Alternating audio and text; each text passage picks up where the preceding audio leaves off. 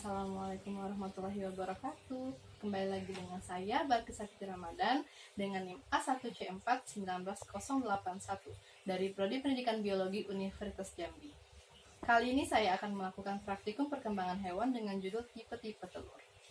Praktikum ini bertujuan untuk mengetahui tipe-tipe telur pada vertebrata dan membandingkan antara spesies dengan tipe telur yang berbeda. Telur merupakan kumpulan makanan yang disediakan oleh induk unggas untuk perkembangan embrio di dalam suatu wadah. Telur terdiri dari 3 bagian utama. Yang pertama itu ada cangkang telur, putih telur, dan kuning telur. Telur terdiri dari bagian-bagian lengkap, yaitu yang pertama ada cangkang telur sebagai pelindung utama dari kerusakan fisik. Yang kedua ada membran cangkang, yaitu selaput tipis di dalam cangkang yang apabila tidak menempel pada cangkang akan membentuk rongga udara. Yang ketiga ada rongga udara. Yang keempat ada keping germinal, yaitu sebagai individu baru. Yang keempat ada kuning telur sebagai cadangan makanan. Yang kelima ada putih telur, yaitu untuk melindungi embrio dari goncangan dan sebagai cadangan makanan. Dan yang keenam ada kalaza atau tali kuning telur, yaitu berfungsi untuk mempertahankan embrio tetap pada tempatnya. Telur dibedakan berdasarkan beberapa kriteria. Yang pertama itu ada berdasarkan ada atau tidaknya vitellus, yaitu ada lesital atau telur yang memiliki vitellus atau lesit. Yang kedua itu ada alesital, yaitu telur yang tidak memiliki lesit atau vitellus.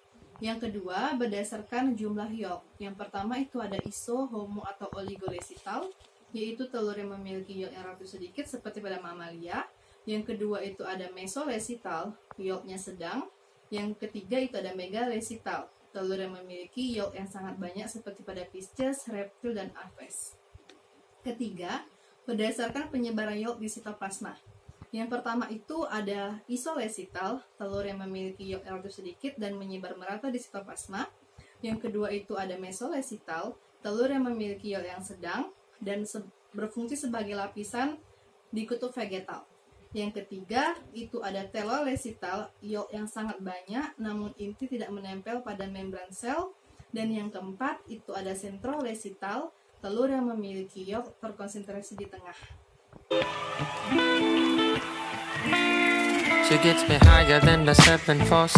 Di sini kita memerlukan pisau, wadah atau cawan, telur ayam, bebek, dan puyuh yang masih mentah, dan telur ayam, bebek, dan puyuh yang sudah direbus. Pertama, siapkan 2 butir telur bebek yang mentah dan sudah direbus. Begitu pula dengan ayam yang mentah dan sudah direbus. Dan telur puyuh yang mentah dan telur puyuh yang sudah direbus.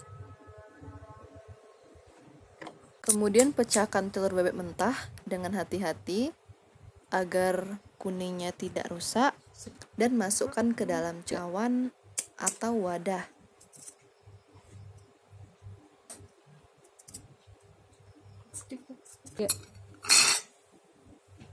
Di sini kita dapat melihat adanya cangkang dan membran telur.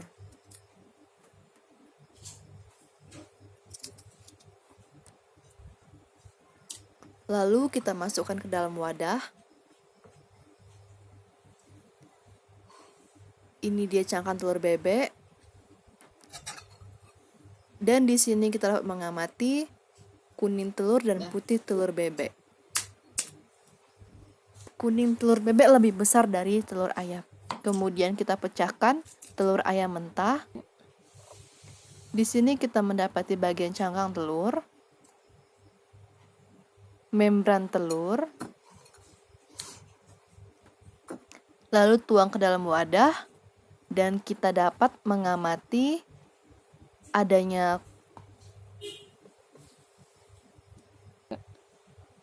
kuning telur dan putih telur. Kemudian lakukan hal yang sama dengan telur puyuh. Di sini cangkang telur puyuh lebih tipis dari telur bebek dan telur ayam, sehingga rentan sekali pecah atau rusak. Kemudian kita tuang ke dalam cawan. Kita dapat mengamati cangkang telur puyuh dan membran telur puyuh yang sangat tipis.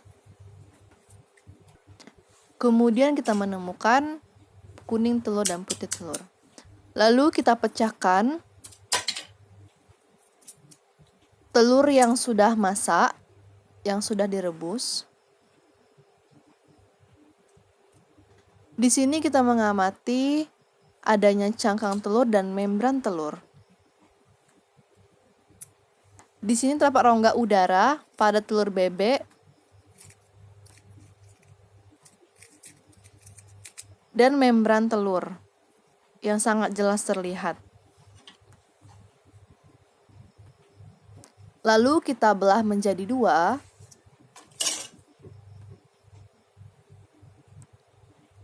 Kita dapat mengamati putih telur dan kuning telur bebek.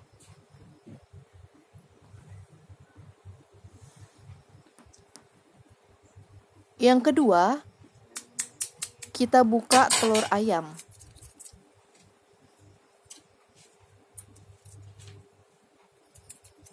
Telur ayam memiliki cangkang yang berwarna coklat dan terdapat membran telur yang berfungsi untuk melapisi putih telur dan terdapat rongga udara. Kemudian kita belah telur ayam menjadi dua dan kita mendapati adanya putih telur dan kuning telur ayam.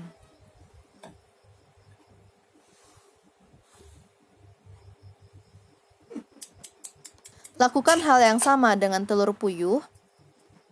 Kita pecahkan cangkang telur puyuh atau kita buka.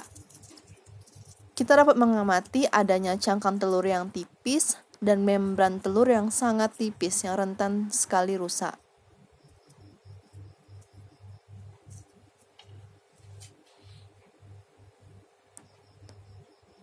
Dan kita mendapati adanya rongga udara.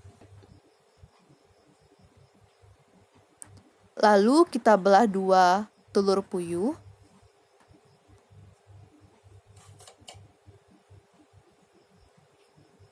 Dan kita mendapati adanya putih telur dan kuning telur. Hasil dan pembahasan. Setelah kita melakukan praktikum ini, kita akan mendapatkan hasil bahwa telur ayam berdasarkan ada atau tidaknya yolk termasuk tipe lesit, yaitu telur yang memiliki yolk. Berdasarkan jumlah yolk termasuk tipe megalesital, yaitu telur yang memiliki banyak yolk. Dan berdasarkan penyebaran yolk termasuk tipe telolesital berat, yaitu memiliki yolk yang sangat banyak namun inti sel tidak terlalu dekat dengan membran sel. Telur bebek berdasarkan ada atau tidaknya yolk termasuk tipe lesit, yaitu yang memiliki yolk, berdasarkan jumlah yolk termasuk tipe megalesital, dan berdasarkan penyebaran yolk termasuk tipe telolesital berat. Telur puyuh berdasarkan ada atau tidaknya yolk, telur puyuh termasuk tipe lesit, yaitu telur yang memiliki yolk atau kuning telur. Berdasarkan jumlah yolk termasuk tipe megalesital yang mengandung banyak yolk, dan berdasarkan penyebaran yolk termasuk tipe telolesital berat.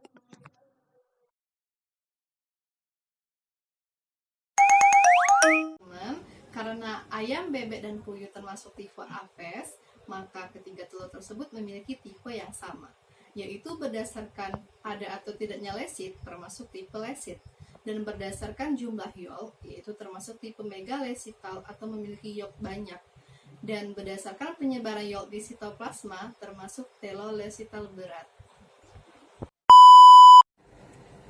Oke teman-teman, sekian video praktikum kita kali ini. Semoga video ini bermanfaat bagi kita semua. Jangan lupa like, komen, dan subscribe. Assalamualaikum warahmatullahi wabarakatuh. They say you too hyped up, but I think that I lost you. Her mama a party girl, she just want